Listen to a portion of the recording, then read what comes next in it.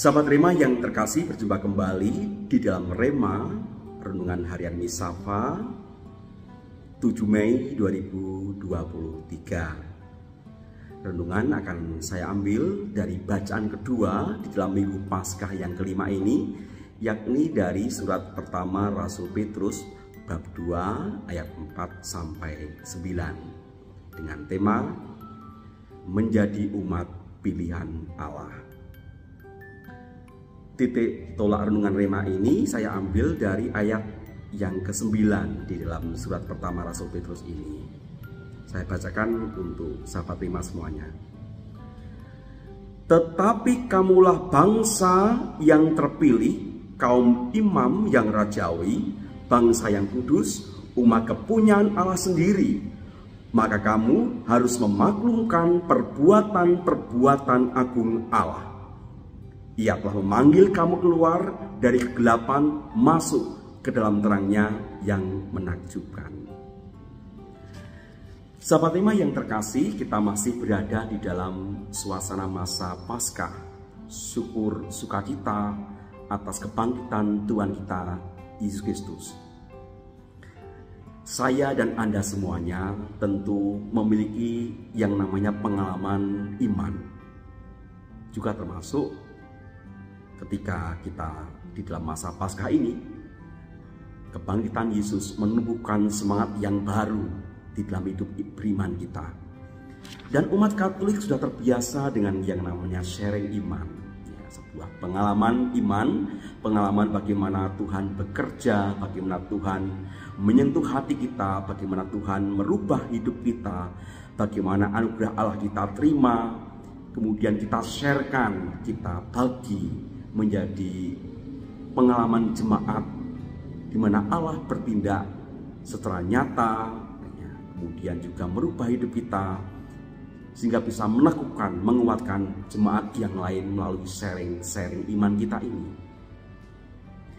Karena memang itulah yang menjadi harapan sebagai umat Kristiani. Kita hidup di dalam komunitas, di dalam komunium, di dalam persekutuan yang hendaknya ditumbuhkan dengan saling berbagi pengalaman itu. Bukan hanya pengalaman yang remeh-temeh atau pengalaman harian biasa, tetapi pengalaman iman. Itulah yang menyegarkan hidup panggilan umat beriman, termasuk seperti Rema seperti ini. Rema yang senantiasa kita dengarkan, kita renungkan setiap hari bagaimana firman Tuhan menyentuh pribadi saya atau Bapak Romo yang lain yang membawakannya, bisa tadi menyentuh sahabat Rema semuanya, kemudian bisa dikomunikasikan, menyegarkan, dibagi, kemudian bisa menumbuhkan semangat dan juga menyatukan, meneguhkan, menyegarkan kehidupan kita. Sharing iman. Sudah terbiasa kita sebagai umat Katolik bersharing iman semacam itu.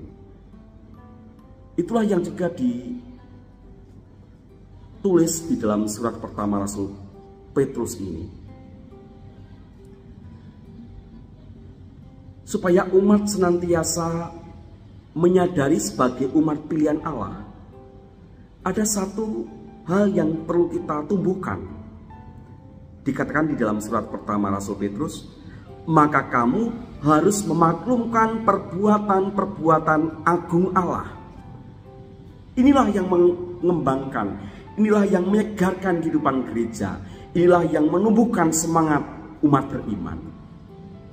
Masing-masing pribadi bersharing iman tentang perbuatan-perbuatan agung Allah, karya Allah dalam diri kita. Bisa jadi sharing kita yang kita bagikan, sharing iman, pengalaman iman kita yang kita sharekan kepada umat beriman, menyentuh hatinya. Oh, kalau dia yang juga sama-sama Katolik punya pengalaman itu bersama dengan Allah, dia bisa memaknai. Bisa jadi aku juga bisa merasakan yang sama. Bisa jadi sharing itu meneguhkan iman kita. Bisa jadi sharing kita meneguhkan orang lain. Bisa jadi kita belajar dari pengalaman iman orang lain. disitulah karya Roh Kudus menguatkan dan meneguhkan iman jemaat. Saya kira dalam semangat Paskah, mari sebagai umat beriman kita tumbuhkan semangat sharing itu, sharing iman, pengalaman iman akan perbuatan-perbuatan Allah yang agung itu. Dari situ hidup kita akan diwarnai dengan iman yang senantiasa segar bugar, ya, karena senantiasa ada pengalaman dari jemaat yang mengembangkan. Kita juga pengalaman hidup kita sharekan bagaimana Allah berkarya, bagaimana Allah memimpin hidup kita, bagaimana Allah merubah hidup kita. Bisa jadi itu pengalaman iman ini menggerakkan jemaat yang lain, dan kita menjadi berkat ketika kita mewartakan perbuatan-perbuatan agung Allah itu. Tetaplah bersharing, ya. Sahabat Rema yang terkasih, mari kita senantiasa bertumbuh di dalam iman, saling meneguhkan sebagai komunitas, sebagai paguyuban, sebagai sebuah komunio, untuk tetap bersharing, ya, supaya Tuhan senantiasa menolong kita.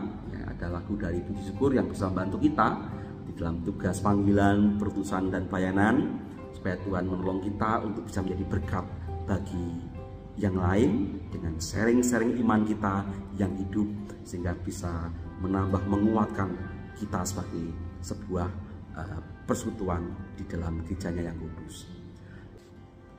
Tolong aku Tuhan, Puji Syukur 698. Tolong aku Tuhan, bimbing tanganku, jangan sia-sia karya hidupku. Ajar aku Tuhan, rajin bekerja, menunaikan tugas dalam dunia. Ajarku mengatur maksud hidupku, jangan mementingkan hanya diriku. Tuhan yang abadi, bina hatiku, menunjukkan kasih kan sesamaku. Sahabat Rema yang terkasih, kita menyadari kita umat pilihan Allah, tetapi ada satu hal yang mesti senantiasa kita pupuk, kita hidupi sebagai jemaat umat beriman, yakni mewartakan perbuatan-perbuatan karya agung Allah. Sharing iman, meneguhkan jemaat. Semoga Allah Bapa senantiasa melindungi, memberkati kita dengan berkat-berkat-Nya, Bapa, Putra, dan Roh Kudus. Amin. Keluarga Kudus, doakanlah kami.